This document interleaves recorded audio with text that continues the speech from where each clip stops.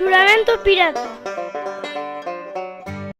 Para ser un bo pirata e aprender a non meter a pata, temos que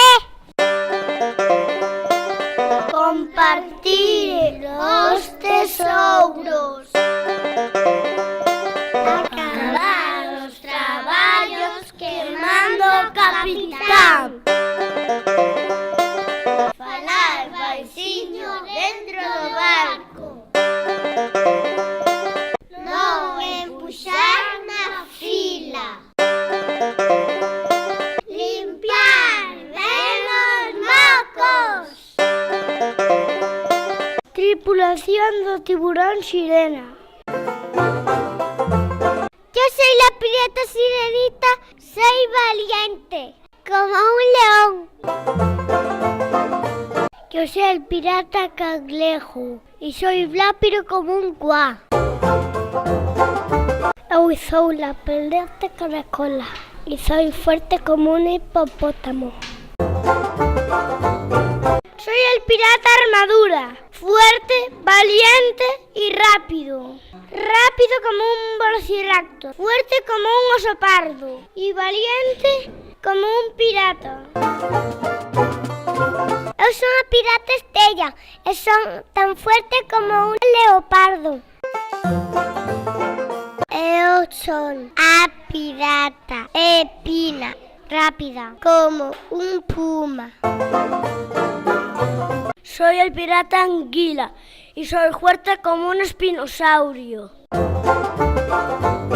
Soy pirata Bob Esponja y soy valiente como un caballo. Eu son a pirata mariposa e son rápida como unha moto.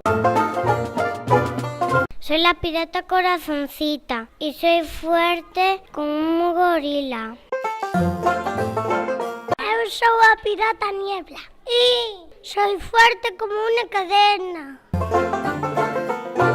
Eu son a pirata renita e sou valiente como un gorila. Eu sou a pirata fantasma e sou rápido como o vento.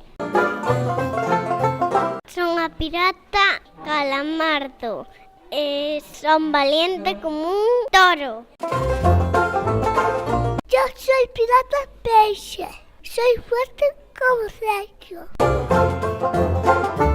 Soy patitio y estoy rápido como una volantia. Soy el pirata tubo y soy fuerte como un hierro.